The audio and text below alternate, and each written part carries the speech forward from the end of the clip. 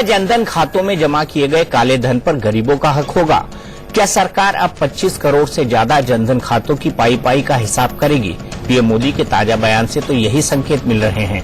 UP के मुरादाबाद में परिवर्तन रैली करने पहुंचे पीएम ने आज कालाधन को लेकर बनाई अपनी रणनीति का मास्टर स्ट्रोक खेल दिया।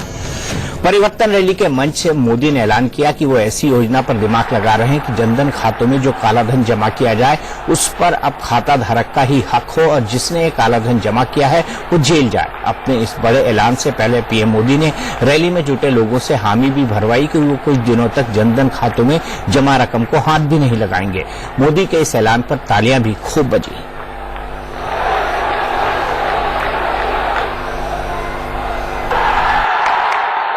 कभी किसी अमीर को गरीब के पैर पकड़ते देखा था? भाइयों बहनों, आज जिन बेईमान लोगों ने पैसा जमा किया है वो गरीबों के घर में भी कतार लगा के खड़े हैं। बैंक में कतार लगाने की उनकी ताकत नहीं है। बैंक के बाहर तो वो कतार लगाता है जिसमें ईमानदारी का माजा होता है। मैं देश के सभी जनधन अकाउंट वाले गरीबों को कहना चाहता हूं, जिसने भी आपको पैसा दिया है, जिसका भी पैसा आपने बैंक में रखा है, वो उठाइए मत। देखिए, वो आपके घर रोज चक्कर काटेगा, आपके पैर पकड़ेगा और आप उसको कुछ मत कहो। ए दादागिरी मत कर वरना मोदी को चिट्ठी लिखता हूं।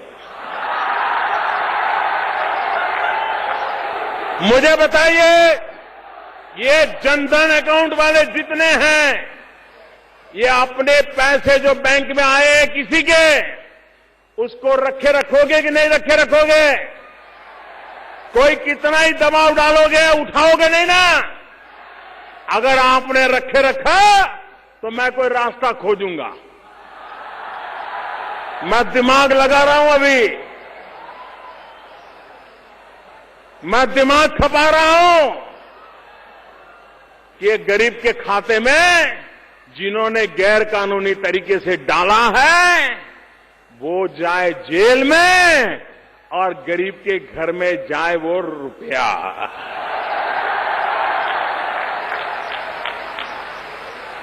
और वो कोई दयादान नहीं है, उन्हीं का है। ये उन्हीं को लूट करके इकट्ठा किया है।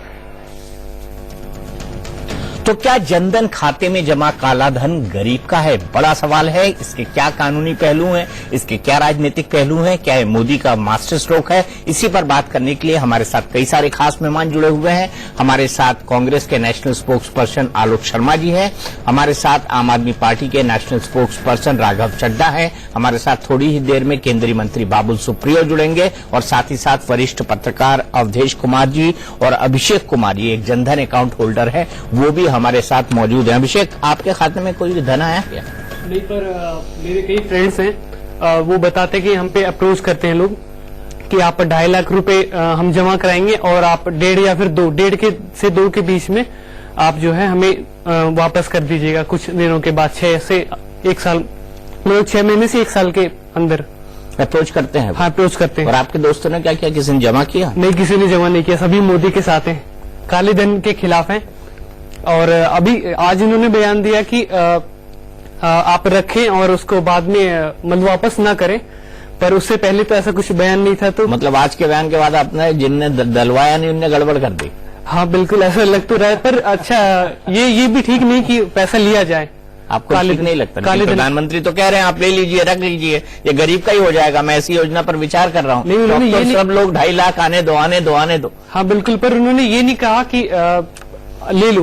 उन्होंने कहा जिसके अकाउंट में आ चुके हैं वो अब रखे रहें। तो आप लेने के लिए प्रेरित हो रहे हैं कि नहीं हो रहे हैं? नहीं, बिल्कुल। अभी तो 31 दिसंबर तक मेरे ख्याल से डेट है अवधेश जी। 30 दिसंबर तक डेट है। नहीं, ये वैसा काला धन लेके देश को नुकसान ही पहुंचाना हुआ एक तरह से। नहीं, पर मोदी जी खुद प्रधानमंत्री कह रहे हैं काला धन पे कार्रवाई करने वाले की ले लो भाई, ले लो और रख लो।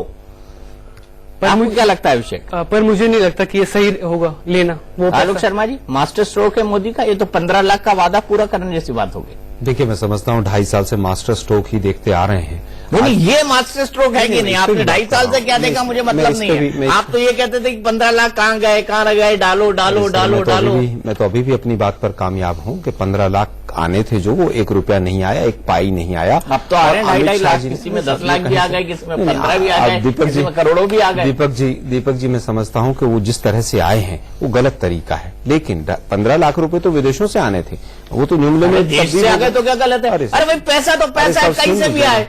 अरे सर ऐसा नहीं है ना, पैसा कहीं से भी आए ऐसा नहीं है, तो मोदी जी वाली नीति है। आप सुनिए बात को। मैं आपको बताता हूँ जी, आम खाए आदमी की पेड़ गिने, ये बता दीजिए। आप आम खाने में आम खाने से पेड़ गिनने, आम खाने से अगर पेट में दर्द हो तो नहीं खाना चाहिए। नहीं पेड़ गिनने की बात तो सेकेंडरी है। दीपक जी मुद्दे पर आ जाते हैं। पेट में किसी का पैसा रख लेने से जो जनधन खाते में आ गया, पेट में दर्द कैसे होगा, मुझे बताइए। मैं समझता हूँ पेट की दवाई क्या है वो? नहीं, गलत तरीके से किसी का कमाया हुआ पैसा अगर किसी के अकाउंट में आया है तो उससे कहीं ना कहीं पेट में दर्द होगा, और कई तरह का होगा। आप भी मानते हैं, मैं भी मानता हूं। आपका जनधन खाता है क्या? नहीं, मेरा कोई जनधन खाता नहीं है। मेरे अपना जो अकाउंट है एक कंपनी का अकाउंट है, एक मेरा पर्सनल अकाउंट है, इसके अलावा कोई अकाउंट नहीं है। लेकिन आज जिस तरह से प्रधानमंत्री महोदय ने, वो देश के प्रधानमंत्री हैं, जिस भाषा का और जिस शैली का इस्तेमाल किया है वो बहुत ही दुर्भाग्यपूर्ण है, वो आलोचना के भी काबिल नहीं है। जिस तरह की शब्दावली का उन्होंने इस्तेमाल करते हुए तमाम मुद्दों को उठाया है। आप एक तरफ कहते हैं कि जिस तरह से लोगों ने पैसा कमाया है उनको मैं एक को भी नहीं छोड़ूंगा, फिर फेयर एंड लवली पार्ट 2 योजना आप ले आई हैं। आप कहते हैं कि बेईमानी के सभी रास्ते बंद कर दूंगा, फिर आप कहते हैं जनधन वालों अकाउंट वालों को क्या पैसा रख लीजिए। इसका मतलब बेईमानी तो हो गई ना जनधन अकाउंट में, आप उसको नहीं रोक पाए। तीसरी बात उन्होंने तो कह रहे हैं गरीबों का हक है भाई, गरीबों को ही लूटकर ये काला धन कमाया गया है। समझता हूँ अगर गलत क्या है इसमें? सब जिन लोगों ने लूटा उनको एक को तो जेल में डाल देते। वो तो कह रहे हैं मैं जेल में डालूंगा, अरे सबको जेल में डालूंगा। तो कह रहे हैं ना, वो तो आपने सुना नहीं, उन्होंने कहा उनको जेल में डालो और काला धन आपका हो जाए, इस पे काम कर रहा हूँ। दीपक जी मेरी बात तो सुन लीजिए। उन्होंने कहा मैं दिमाग खपा रहा हूँ, इसका मतलब अभी तक दिमाग नहीं खपाया था कि किस तरह से ब्लैक खपा रहे हैं, तो इसमें गलत सर 24 दिन के अंदर 50 निर्णय। परफेक्ट टेंस है भाई, परफेक्ट टेंस है। दीपक जी टेंस मुझे भी पता है। पिछले 25 दिन के अंदर 50 निर्णय बदल दिए देश के प्रधानमंत्री ने। जिस तरह से आज इकोनॉमिक स्ट्रक्चर पूरी तरह से चरमरा गया है, आप देखिए। आप बार बार कहते थे इंस्पेक्टर राज कम हो जाएगा, इस जो तमाम एक्टिविटी हुई है इससे इंस्पेक्टर राज बढ़ा है। आपने कहा बेईमानी के सारे रास्ते बंद कर दूंगा, आज ही का भाषण है। मैं पूछना चाहता हूं, एक तरफ कहते हैं आकर बेईमानी के सारे रास्ते बंद कर दूंगा, फिर आप जनधन अकाउंट की बात करते हैं, फिर फेयर एंड लवली पार्ट 2 ले आते हैं, अभी तो पार्ट 3 भी आने की बात है। समझ नहीं पड़ता मोदी को काउंटर कैसे मैं समझ पड़ा नहीं, बिल्कुल नहीं। देखिए पूरी तरह से इकोनॉमिक स्ट्रक्चर, एक मिनट अवधेश जी, पूरी तरह से इकोनॉमिक स्ट्रक्चर चरमरा गया है। उनके तमाम एमपी स्वयं सवाल उठा रहे हैं।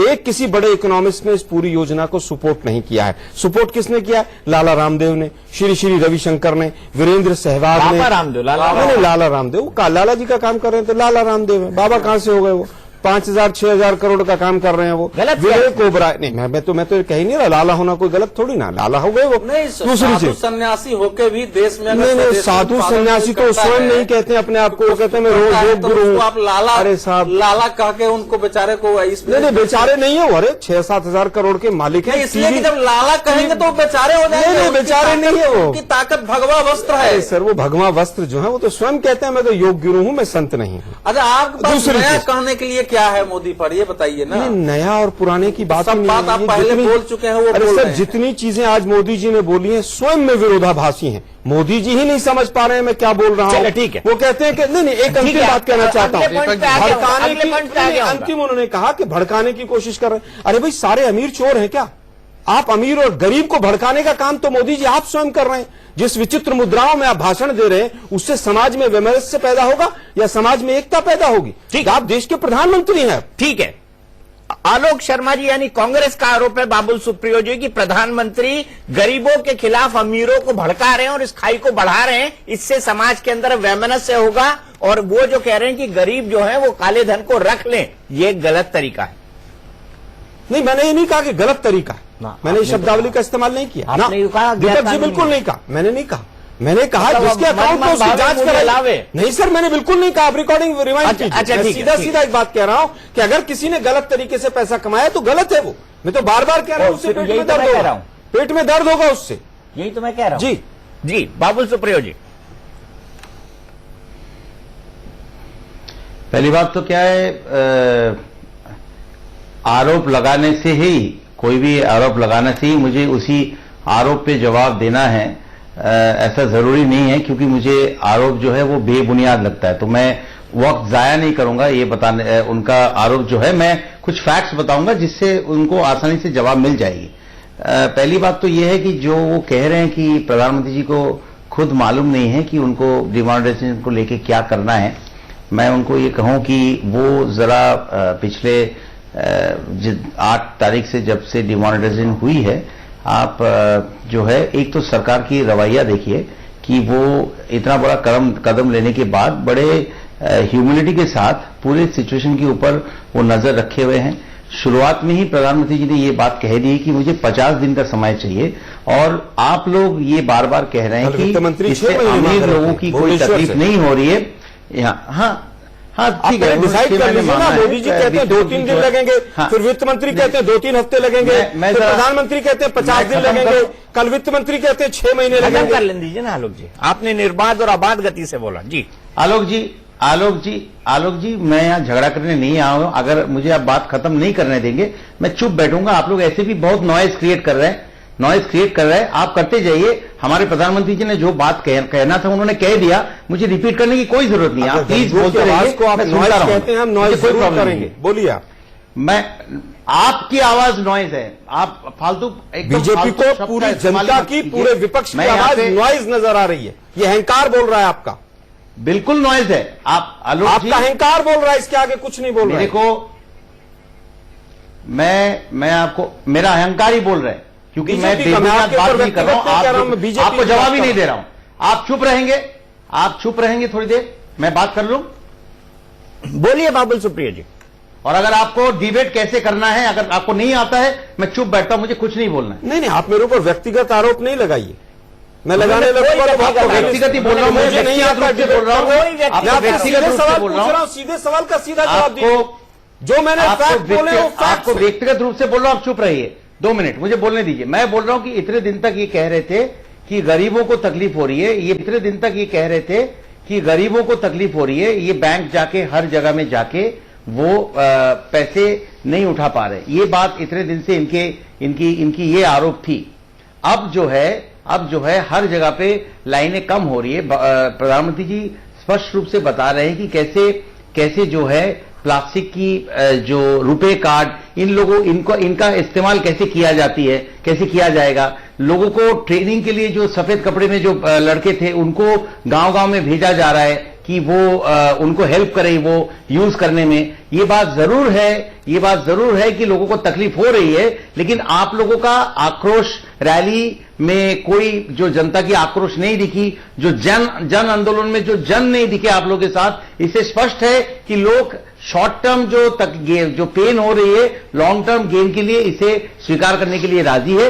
दूसरी बात, गरीबों को वो बिल्कुल साफ तौर से कह रहे हैं कि जो अमीर लोग उन्हें यूज कर रहे हैं उनको किस तरीके से उनका सामना करना है। अगर आप इसको लग रहा है कि अमीर और गरीब के बीच में ये भेदाभेद सृष्टि की बात है, तो ये आपका नजरिया है। प्रधानमंत्री जी का ये मतलब नहीं है। प्रधानमंत्री जी ने स्वयं कहा है कि अमीर गरीबों एक तो गजब आपकी पॉलिटिकल पार्टी। दूसरी बात, एक लास्ट शब्द कह दूं, एक लास्ट बात कह दूं कि आप जो कह रहे हैं कि सब अमीर चोर है क्या? ये जो प्रधानमंत्री जी कह रहे हैं, प्रधानमंत्री जी ने ये बात कही है। 20 दिन में काला धन जमा किया है वो गलत है। दोबारा से देखिए, गरीबों के चक्कर लगा रहे हैं। क्या देश में बिजनेस करना गुनाह हो गया? काला धन रखने वाला प्रधानमंत्री के स्टेटमेंट में स्टेटमेंट है। नहीं, तो मैं पूरा भाषण ही लेके आया हूँ। दीपक जी, मेरे पास पूरा भाषण एक मिनट आगे चलते हैं, राघव चड्डा के पास चलता है। राघव चड्डा, क्रिटिकल सिचुएशन में टीआरपी के भाषण नहीं देने चाहिए, रियलिटी में क्या हो रहा है वो देखना चाहिए। आप भी राहुल गांधी की भाषा बोल रहे हैं, चलिए कोई नहीं, राहुल गांधी की भाषा में पूरा देश की भाषा बोलेंगे कि वो किस तरह के भाषण दे के तालियां बजे। चले ठीक है। अरे भाई 1 करोड़ लोग बेरोजगार हो गए, इसका कोई उत्तर नहीं। मैं आपसे जानना चाहता हूं, क्या प्रधानमंत्री का ये जो मामला है ये आर्थिक रूप से या कानूनी रूप से ठीक है? वो गरीबों से कह रहे हैं कि अगर आपके जनधन के अकाउंट में किसी का काला धन आ गया, किसी से आपने मिल लिए हैं, तो उसका काला धन वापस मत करिए। गरीबों का वो कैसे हो जाएगा उस पर विचार कर रहे हैं। इस पर शायद आप भी रिएक्ट नहीं करेंगे कांग्रेस की तरह। उनको लगता है कि गरीबों के खाते में पैसे आ रहे हैं। इससे पहले कि मैं इससे पहले कि मैं आपके सवाल का जवाब दूं, इसी भाषण में जो आज प्रधानमंत्री जी ने दिया उसमें उन्होंने एक बात कही कि मैं एक फकीर हूं। अब वो एक ऐसे फकीर हैं जो दिन में 4 बारी सूट बदलते हैं, 10 लाख का सूट पहनते हैं, पूरे देश का भ्रमण करते हैं, बढ़िया बढ़िया जगह खाना खाते हैं, अमीर दोस्तों के बीच उठते बैठते हैं। तो बता दीजिए भगवान इस प्रकार का फकीर इस देश के हर आदमी को बनाए कि ना बनाए? तो इस प्रकार से ये कहना कि मैं फकीर हूं, मैं कभी भी घटिया बात करते हैं हम लोग। प्रधानमंत्री ये बात तो जहां तक है वो देश की जनता की जो विश्वसनीयता है प्रधानमंत्री पे वो समाप्त होती है इस प्रकार के बयानों से। एक चीज, दूसरी चीज जो आपने जनधन के अकाउंट की बात करी, मैं पहले आपको उसके कुछ आंकड़े देना चाहता हूं। जनधन के अकाउंट में 9 नवंबर से 22 नवंबर तक 60% का उछाल देखा गया। 45,000 करोड़ रुपए जनधन के अकाउंट में पहले से थे। जब नोटबंदी की स्कीम लागू हुई तो बढ़कर 72,000 करोड़ रुपए आ गए उसके अंदर। तो पहली चीज तो यह है कि उसके अंदर एक अब नॉर्मल इंक्रीज दिखा है। यह सरकार का फेलियर है। सरकार ने कहा हम काला धन रोकेंगे और जिसके पास काला धन है उसका काला धन बर्बाद हो जाएगा, परंतु ऐसा नहीं हुआ। काला बाजारी हो रही है, लोग नोट बदल रहे हैं, रियल एस्टेट में पैसा लगाया जा रहा है, फॉरेन करेंसी खरीदी जा रही है, ठीक है, सोना खरीदा जा रहा है, या फिर जनधन के अकाउंट से बैंकों में पैसा जा रहा है। यह वस्तु स्थिति है। एक चीज। दूसरी चीज, जहां तक आपने इसके लीगल पहलू की बात करी, मैं आपके समक्ष ये बात पूरी जिम्मेदारी से रखना चाहूंगा कि इस प्रकार की राय रखना कि आपके बैंक में यदि कोई पैसा जमा कराए वो पैसा आपका हो गया, आप वापस ना करिए, या जो भी आपको पैसा दे रहा है वो आप पैसा स्वीकार लीजिए, इसमें खतरा है। खतरा कैसे है? पहली बात, यदि आपकी आय इतनी है ही नहीं और आपके अकाउंट में इतना पैसा आ जाएगा तो मोदी जी की इनकम टैक्स डिपार्टमेंट और एनफोर्समेंट डायरेक्टरेट आपके पीछे पड़ जाएगा, गरीब रिक्शे वाले के पीछे पड़ जाएगा, जेल में बंद करेगा। दूसरी चीज मैं आ रहा हूं उस पे आ रहा हूं, आप मेरी बात सुन लीजिए। दूसरी चीज, आप आज चाहे कोई भी कानून उठाकर देख लीजिए, आपने किस प्रकार से पैसा कमाया, वो पैसा क्या है, उसमें सरकार और तमाम अथॉरिटीज जाती हैं। अभी क्या आतंक का पैसा है, क्या ये नशे के व्यापार से पैसा कमाया गया है, क्या भ्रष्टाचार का पैसा है, ये किसी को नहीं पता। तो रादर ये कहना कि जो पैसा आ रहा है वो आप रख लीजिए, उससे बेहतर ये होता कि प्रधानमंत्री काला बाजारी कर रहे हैं या जो काला धन कर रहे हैं उनको पकड़ें।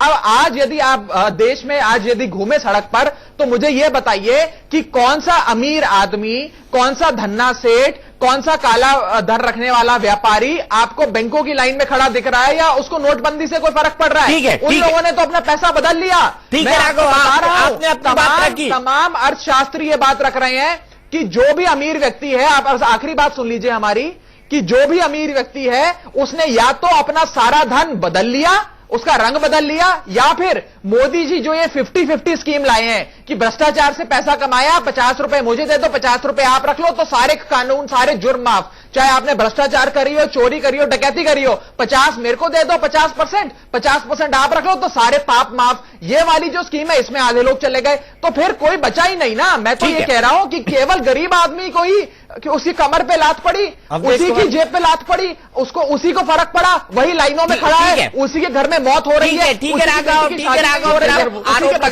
नहीं हो पा रहा है।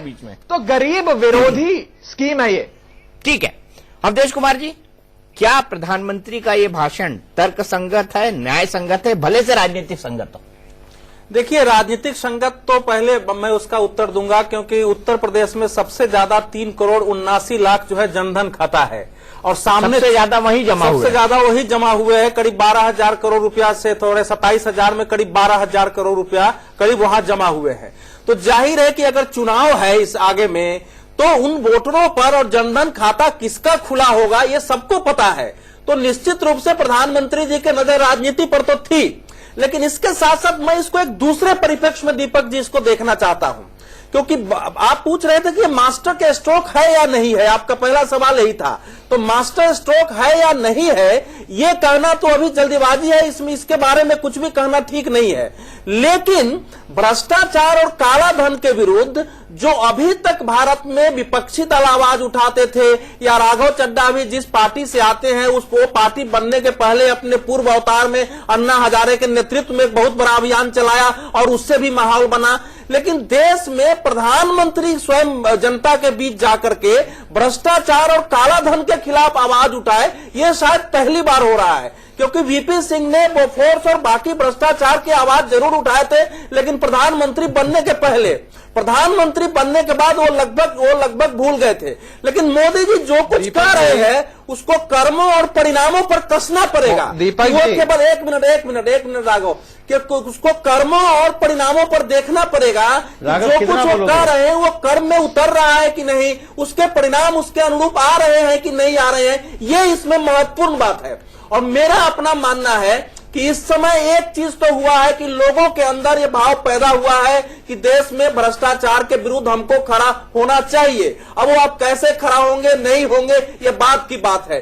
देश में ये भाव भी पैदा हुआ है कि वाकई काला धन के खिलाफ सरकार के स्तर से कुछ काम हो रहा है, लेकिन न्याय संगत कहना इसको अन्याय संगत कहना ये तो हमारे नजरिए की बात है। क्योंकि नरेंद्र मोदी आज जो कुछ बोल रहे थे उसमें इतना ही था, क्योंकि वो बार बार साबित करने की कोशिश करते हैं कि हमारी सरकार गरीबों की सरकार है, गरीबों के लिए काम कर रही है, और उत्तर प्रदेश का चुनाव है इसलिए उनके लिए जरूरी था। नहीं, बात यहाँ तक की नहीं है अवधेश कुमार जी, मैं थोड़ा डिसएग्री करता हूँ। बात यहाँ तक की नहीं है, मैं समझाऊंगा कि बात कहाँ तक की है, क्योंकि प्रधानमंत्री का ये कहना कितना राजनीतिक दृष्टि से महत्वपूर्ण है, कितना वजन रखता है ब्रेक। क्या माना जाए प्रधानमंत्री मोदी ने गरीबों के खाते में लाखों रुपए जमा करने का अपना चुनावी वादा पूरा कर रहे हैं, क्योंकि 2.5 लाख तो कम से कम मिल ही सकता है ऐसे में, अगर मोदी साहब इस पर दिमाग लगा ले, जैसा उन्होंने वादा किया, जैसा उन्होंने चुनावी रैली में बोला है। बाबुल सुप्रियो जी, क्या है प्रधानमंत्री का एक कदम है कि गरीबों के खाते में कुछ पैसे आ जाए? देखिए, पहली बात तो ये है कि प्रधानमंत्री जी कभी भी ये नहीं कहा कि सारे अमीर लोग जो है वो गलत लोग हैं, चोर है। उन्होंने एक बात कही है कि जो अमीर लोग जो गरीब लोगों के घर में लाइन लगा के उनके अकाउंट्स का दुरुपयोग कर रहे हैं, उनको किस तरीके से झेलना है, उनको किस तरीके से उनका सामना करना है जब वो बाद में पैसा निकालने के लिए थ्रेट देने के लिए आए, उनको ये साहस दिया है। क्योंकि उत्तर प्रदेश के आंकड़े बता रहे हैं कि इन जनधन अकाउंट्स के दुरुपयोग हुए हैं। लेकिन मैं अपना राघव चड्ढा जी से एक विनती करूंगा, आप यंग पॉलिटिशियन हैं, मैं आपसे उम्र में कुछ साल बड़े होंगे, लेकिन आप भाषा का प्रयोग जो है थोड़ा ठीक कीजिए, उससे आपकी अपनी छवि आपसे हटकर थोड़ा बेहतर होगा। आप बोल रहे 50% जो है मोदी जी बोल रहे मुझे दे दीजिए, बाकी 50%, ये क्या भाषा है? आप कौन से ऐसे सोने की दुकान में गए हैं जहां लोग 500 और 1000 रुपया के नोट देके सोना खरीदा है? हमें भी जरा बताइए, ये कौन जो है मोदी जी बोल रहे मुझे दे दीजिए, बाकी 50%, ये क्या भाषा है? आप कौन से ऐसे सोने की दुकान में गए हैं जहां लोग 500 और 1000 रुपया के नोट देके सोना खरीदा है? हमें भी जरा बताइए, ये कौन से ऐसे हैं जो 500 और 1000 रुपया जो नहीं चलता है, तो फिर आपने वहां पर रखा होगा। मैं यही बताना चाहता हूं। डेफिनेटली उन दुकानों में आपके नेता लोग गए होंगे जिन्होंने आने के 2 महीने के अंदर अपने पगार को 4 गुना 5 गुना कर आपको भी फैक्ट को अलग अलग वादा करने के बाद। तो आप भाषा को जरा ठीक रखिए। और सबसे बड़ी बात आपको बताऊं कि एक बहुत बड़ा कदम है, एक सवाल है, मैं काउंटर पूछ रहा हूं बाबुल सुप्रियो जी, इसका मतलब क्या आप ये कह रहे हैं कि उन्होंने गरीब आदमी को साहस दिया है कि अगर कोई पैसा निकलवाने के लिए आए तो उससे कैसे डील करना है? बिल्कुल। तो क्या ये पैसा गरीब तक नहीं हो जाएगा जैसा प्रधानमंत्री जी ने कहा है? क्या गरीब का होगा कि नहीं होगा, मुझे ये बता दीजिए, क्योंकि सब लोग एक ही लाइन जानने में लगे। माफ कीजिए, मेरा गला थोड़ा प्रधानमंत्री अटक रहा है। सुनिए जी, कोई बात नहीं, प्रधानमंत्री जी ने जो बात कही है वो क्या मीन कर रहे हैं, वो बिल्कुल कॉन्फिडेंटली वो बात कही है। उनके बात को लेके मैं इस वक्त छेड़खानी नहीं करना चाहता हूं। मैं उनको ये कहूंगा कि बहुत ऐसे गरीब लोग हैं वो डरे हुए हैं, जो शक्तिशाली काला धन वाले गरीब अमीर लोग हैं, उनके अकाउंट्स को यूज करके अपने पैसे जमा किया है। कल वही जो लोग जो है उनके पास जाके डरा के वो पैसे निकालेंगे। मोदी जी उनको ये साहस दिलाया है कि हम आपके पास हैं, मौका दिया जाए, मेरा नाम का प्रयोग कर रहा है तो मैं जवाब दूंगा। बिल्कुल दीजिएगा राघव जी, एक मिनट कंप्लीट कर करेक्ट यूज कीजिए। मैं डिबेट में आपसे हार जाऊंगा, कोई प्रॉब्लम नहीं है, लेकिन ये 50% मुझे दे दीजिए और 50% आप रखिए। मुझे इस लैंग्वेज से, ये लाइन से मुझे बहुत परहेज है, ये मैं आपको बताना चाहता हूं। राघव जवाब दीजिए। मैं सबसे अहम सवाल पर जाऊंगा क्योंकि काले धन की नई परिभाषा डिफाइन हो रही है यहाँ पे। राघव, आप क्विकली जवाब दीजिए, छोटा रखिएगा, रिक्वेस्ट है। बाबुल सुप्रियो जी को बड़ी विनम्रता से बताना चाहूंगा कि ये लोकतंत्र है। आपको मेरी भाषा पे ऐतराज हो सकता है, आपका ऐतराज आपको मुबारक। जो मैं भाषा का प्रयोग कर रहा हूं मैं उसी भाषा का प्रयोग करूंगा। मैंने पूरे सम्मान सहित किसी को किसी प्रकार का ठेस नहीं मुझे पहुंचाया। भी वो भाषा आती है राघव जी, है वो सरल मुझे करके वो भाषा आती है मैंने, मुझे और वो बहुत भाषा समक्ष आती है, आपके समक्ष मुझे ये बहुत भाषा समक्ष आती है, सरल कर मुझे वो ये सरल भाषा कर आती है। आपके समक्ष मैं आपको बोलने नहीं दूंगा, लीजिए आराम से। मैं आपको बोलने नहीं मैंने आपको नहीं रोका, मैंने आपको नहीं रोका, आप मेरी बात सुन बोलेंगे लीजिए। गलत भाषा यूज आप करने के मंत्री बाद हैं, मैं अरे आपको आप बोलने नहीं वरिष्ठ दूंगा। हैं, आप मंत्री हैं, आप मुझे हमारी बात आपका- तो सुन लीजिए। हाँ, तो यदि फिर बात- यदि एक हाँ, तो ऐसी ये भारत भाषा बोलिए। सरकार एक ऐसी ये स्कीम भाषा लाती बोलिए। है, मैं दीपक जी यदि यदि यदि यदि मोदी जी एक ऐसी स्कीम लाते हैं जिसमें वे ये कहते हैं कि यदि आपके पास किसी प्रकार की अनडिस्क्लोज इनकम है, चाहे वो आपने जिस भी प्रकार से कमाई हो, भ्रष्टाचार हो, अपराध का पैसा हो, जिस मर्जी प्रकार से कमाया हो, उस पैसे का यदि आप 50% इनकम टैक्स पेनल्टी में आप अगर मुझे सौंप दें और 50% आप रख लें तो आपके ऊपर कोई कानूनी कार्रवाई नहीं मुझे सब क्यों होगी। यूज यदि कर इस रहे हैं? प्रकार की 50-50 की एमनेस्टी स्कीम यदि मोदी जी लाएंगे, भारत सरकार लाएगी, तो क्या विपक्ष इस पे आपत्ति नहीं जताएगा? आपने चुनाव से पहले वादा करा था कि जो अपराध करता है, भ्रष्टाचार करता है, काला धन रखता है, उसको जेल में डालेंगे।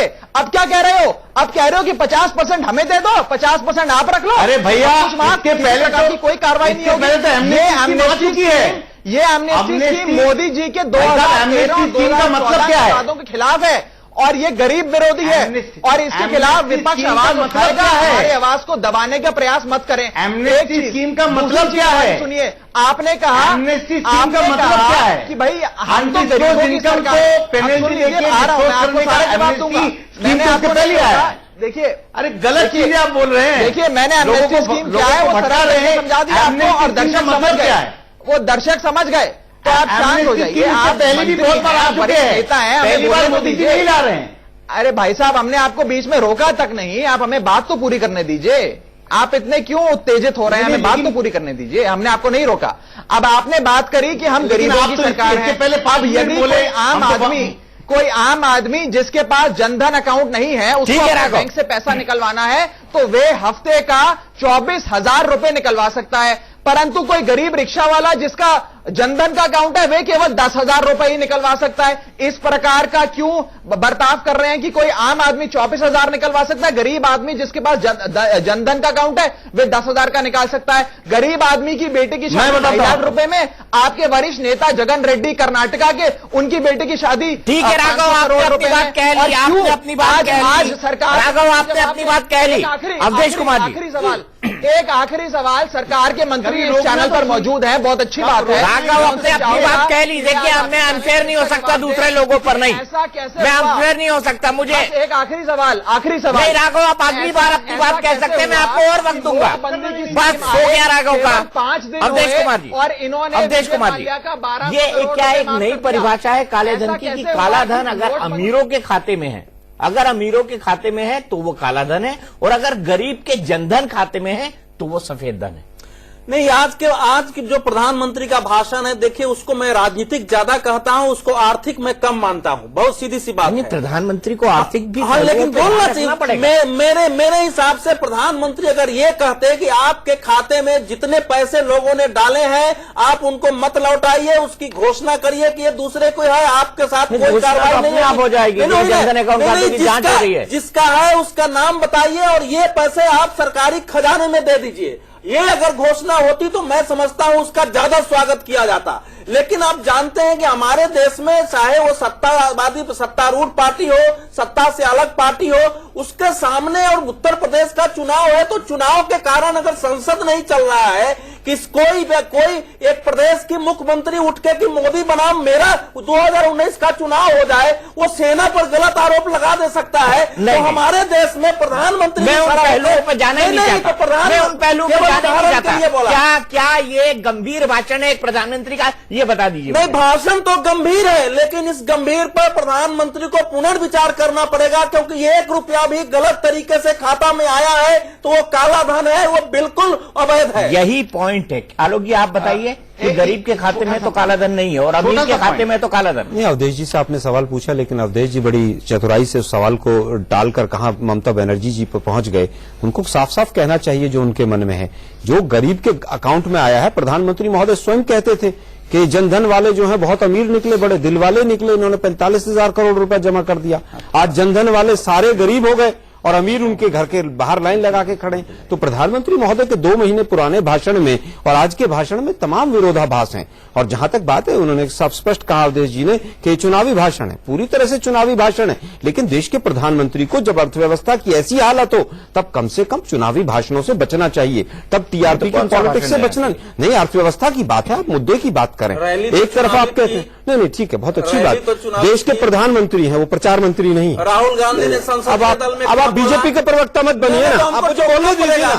आपने जो कहा मैंने नहीं, आप बीच में सवाल कर सकता हूँ ना, सवाल कीजिए ना, आप सीधे राहुल गांधी पे पहुंच जाएंगे। नहीं, आप जिस तरह के सवाल कर रहे हैं दर्शक नहीं, तो राहुल गांधी ने अपने सांसदों के बीच क्या बोला? वो कौन सा भाषण था? उस भाषण में कौन से प्रधानमंत्री की वो चुनावी सभा नहीं थी, वो सांसदों को संबोधित किया। चुनावी सभा नहीं होने पर ऐसा बोला जा सकता है, तो चुनावी सभा में तो कोई क्या बोलेगा? अवधेश जी थोड़ा शांति से विनम्रता से सुनिए बात को। उन्होंने बिल्कुल जो बात कही, उन्होंने जो बात कही है वो पूरे फैक्ट्स के साथ कही है। और प्रधानमंत्री जी ने जिस भाषा और शैली का इस्तेमाल किया है वो मैं समझता हूं पूरी तरह से प्रधानमंत्री के पद की गरिमा को सूट नहीं करता है। दो चीजें दीपक जी केवल 2 चीजें कहना चाहूंगा। ठीक है, आपने मान लिया अवधेश जी के चुनावी भाषण था, उन्होंने कहा कि भ्रष्टाचारियों को एक को नहीं छोड़ूंगा। अरे भाई 50-50-50 की योजना आप ला रहे हैं। देश का प्रधानमंत्री अगर विरोधाभासी स्टेटमेंट देगा तो सवाल किए जाएंगे। एक तरफ आप 4 दिन पहले अभी प्रधानमंत्री योजना तो सर एक सरकार थी तब भी हमने 8 तारीख का हमारे देश में यही गड़बड़ी। सुनिए ना मेरी बात को, आप हमेशा सर सुनिए ना, आप बाबुल सुप्रियो जी की भाषा मत बोलिए। 8 तारीख अपनी भाषा सुनिए तो सुनना नहीं। सर 1 मिनट, 8 नवंबर को प्रधानमंत्री महोदय ने क्या कहा था कि एक भी व्यक्ति को जो जिसके पास काला धन है नहीं छोड़ूंगा। फिर उसके बाद ये फेयर एंड लवली पार्ट 2 योजना क्यों आई? इसका मतलब आपके कुछ साथी छूट गए, उनको आप दोबारा से इसमें लेकर आना चाहते हैं। एक चीज और अगर आप हो गया तो मैं और छूट नहीं करने दूंगा। 22 साल से जन लोग बाबुल सुप्रियो जी मेरा आपसे वही सवाल है कि अगर अमीर के खाते में होगा तो काला धन और गरीब के खाते में होगा तो जन धन, ये कौन सी बात हो गई? नहीं, मैं मुझे मालूम है कहां पे रोकना है, मुझे आपको स्टॉप कराने की जरूरत नहीं है। मुझे सिर्फ 30 सेकंड दीजिए, मैं एक ही लाइन बोलूंगा।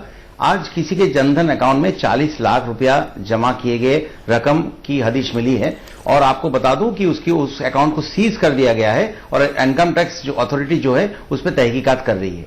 आज प्रधानमंत्री ने जो बात कही है, जनधन अकाउंट के ऊपर बिल्कुल निगरानी जो है वो है, और अगर उसमें किसी भी तरीके का एबनॉर्मल एक्टिविटी दिखाई देगी तो उसके ऊपर बिल्कुल तहकीकात होगी। आप लोग इसको चुनावी भाषण बोल के इसको जिस तरीके का आप आरोप इस पे लगा रहे हैं, ये अच्छी बात नहीं है। मैं आपको सिर्फ एक चीज मोटा मोटा बताऊंगा कि गरीब लोग जिनके खाते को लोगों ने दुरुपयोग किया है, उनके पास खड़ा होने का काम आज प्रधानमंत्री जी ने किया है। उनको बताया कि अगर किसी ने आपको डरा के आपके अकाउंट में पैसा जमा किया या प्यार से भी जमा किया है, आप डर के मारे उसे उठाइए मत। आप बोलिए कि प्रधानमंत्री जी को हम चिट्ठी लिख के बताएंगे कि ऐसा ऐसा आपने किया है। मैं इतनी चीज को आज कहना चाहता हूं, बाकी जो है डिबेट चलता रहेगा, आगे आगे देखिए होता क्या है। चलिए ठीक है बाबुल सुप्रियो जी, मैं राघव के पास आऊंगा इस ब्रेक के बाद। काले धन की इस परिभाषा से सहमत है? देखिए, जहां तक आज के मोदी जी के भाषण का सवाल है, वो भाषण केवल वोट लूटना और जनता को गुमराह करने का भाषण था। जैसे पहले दिया गया था कि 100 धन में सारा विदेशों से काला धन में ले आऊंगा और आपके खाते में 15 लाख डालूंगा। वास्तु स्थिति ये है, नहीं, अब 2.5 लाख तो डाल रहे हैं ना, कम से कम ज्यादा आया तो ज्यादा, आपका किसी दिक्कत क्या है उसमें? अब तो डाल रहे हैं ना वो। हाँ, मैं आपको बता देता हूं। या तो मोदी जी डालें एकदम औपचारिक तौर पे असली राशि, सही पैसा उनके अकाउंट में डाले तो अलग बात है। यदि किसी व्यक्ति का आतंक का, भ्रष्टाचार का, किसी प्रकार का गंदा पैसा यदि किसी के अकाउंट में आता है तो मोदी जी की ही इनकम टैक्स डिपार्टमेंट और एनफोर्समेंट डायरेक्टरेट उस गरीब रिक्शा वाले और ईमानदार किसान को परेशान करेंगी। एक चीज जो मोटे मोटे तौर पर यह नोटबंदी की स्कीम लाई गई है, ये केवल ईमानदार और गरीब आदमी को परेशान करने के लिए, उसको लूटने के लिए और अमीर को फायदा पहुंचाने के लिए स्कीम है, और यही अब जनता समझ रही है। कोई आपको आज अमीर आदमी, जैसा कि प्रधानमंत्री जी ने कहा, कोई अमीर आदमी आपको गरीब के घर पे लाइन लगाकर खड़ा या एटीएम के बाहर खड़ा दिखा? नहीं दिखा। एटीएम और बैंकों के बाहर लाइनों में केवल गरीब आदमी है, गरीब आदमी मर रहा है। और क्योंकि आपके चैनल पर इस समय केंद्र सरकार के मंत्री हैं, मैं उनसे ये बात आपके सामने पूछना चाहूंगा कि ऐसा कैसे होता है कि 5 दिन ही होते हैं केवल नोटबंदी की स्कीम आए और 4 लाख करोड़ बैंक में जमा होते हैं और भारत सरकार मोदी जी विजय माल्या का 1200 करोड़ रुपए का लोन माफ कर देते हैं। अभी तो लोगों ने पैसा जमा कराना शुरू कराया और धन्ना सेठों के पुराने कर्जे और लोन माफ करने शुरू हो गए। इस पे भी जरा स्पष्टीकरण अगर ये दे अरे रुकना भी तो सीखो भैया, भाई रुकना भी तो सीखो, बाबुल जिंदगी में रुकना भी तो सीखो। कब माइक छोड़ना है ये भी तो सीखो, या बोलते ही जाओगे। मैं आपको एक गुगली देता हूं, जो भाई व्यक्तिगत जब आपके पास जवाब नहीं है तो आप व्यक्तिगत रोको तो क्यों सही करते हैं? क्या मैं आपके ऊपर व्यक्तिगत अटैक कर रहा हूं? आप समझ आप जवाब दीजिए ना। विजय माल्या का 1200 करोड़ रुपए क्यों माफ कर दिया? देने दो ना। तो जब दीपक चौरसिया जी आपको बोलेंगे जवाब देने के लिए, आप जवाब दे दीजिएगा। आपको कौन रोक सकता है? आपको मोदी जी की सरकार के मंत्री हैं, आप चुप करेंगे। आप लोगों का अहंकार 7वें आसमान पर है, हम लोग थोड़ी आपसे लड़ सकते हैं। बिल्कुल बिल्कुल बिल्कुल नहीं लड़ सकते, क्योंकि लॉजिक नहीं है। मैं बताता हूं आपको, जब काला धन जो विदेश में जमा हुआ है उसमें से अगर 15 लाख रुपया लोग गरीबों के अकाउंट में जमा हो जाते तो वो बहुत बढ़िया होता। वो नहीं हुआ तो आप लोग हमारे पास आप मोदी जी के ऊपर उंगली उठाएं। अभी जो काला धन जमा हुए हैं उसमें से सिर्फ 2.5 लाख की बात करें मोदी जी, जो गरीबों, आपका अगर तर्क हम मान भी ले तो सिर्फ 2.5 लाख रुपया गरीबों के अकाउंट में जमा हो रहा है, वो भी राशि उनका नहीं है। और जो विदेश में काला धन जमा हुआ है वो भी राशि हम लोग का नहीं है। लेकिन वो पैसा अगर 15 लाख हमारे अकाउंट में जमा होता तो बहुत अच्छा होता, मोदी जी वाह वाह होते। और अगर आज 2.5 लाख रुपया गरीबों के अकाउंट में जमा हो रहा है फिर आपको तकलीफ है। Where is the logic brother? Logic कहां है? एक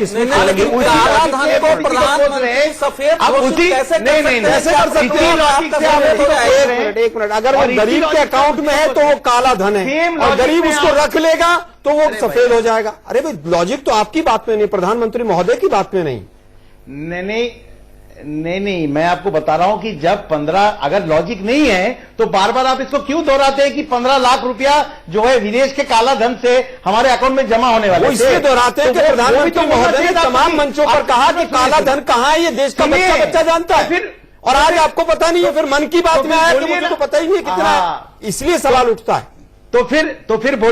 तो फिर बोलिए ना कि वो गलत था। अब आप हमारी बात सुनिए। नहीं, अपने लॉजिक में आइए ना। आप मुझे बात बोलिए, सवाल था उसका उत्तर दो। अभी आलोक शर्मा जी का मौका है, अभी आलोक शर्मा जी का मौका है। आलोक जी आप बताइए, एग्री करते हैं? बिल्कुल लॉजिक से एग्री नहीं करता हूं। प्रधानमंत्री जी का केवल और केवल चुनावी जुमला था, भाषण था। आप ना उसको किसी भी तरह से लीगली जस्टिफाई कर सकते हैं, ना इनकम टैक्स के किसी एक्ट के तहत जस्टिफाई कर सकते हैं। आप केवल गरीब लोगों के ऊपर हिट करने के लिए इस तरह के वक्तव्य देते हैं। लेकिन देश के प्रधानमंत्री हैं आप, देश की अर्थव्यवस्था चरमराई हुई है, 1 करोड़ लोग बेरोजगार हो गए। प्रधानमंत्री महोदय जुमलेबाजी बंद कीजिए। और देखिए मेरा अपना मानना यह है कि प्रधानमंत्री का जो भाषण है उससे देश में इतना तो जरूर हो रहा है, वो उतना स्वीकार करना पड़ेगा कि लोगों के अंदर एक भाव पैदा हो रहा है कि चलो देश में भ्रष्टाचार और काला धन के खिलाफ काम हो रहा है। इतना तो भाव पैदा हुआ है। 22 दिन में बैंकों में सरेआम भ्रष्टाचार हुआ है, सरकार में सरेआम भ्रष्टाचार हुआ है।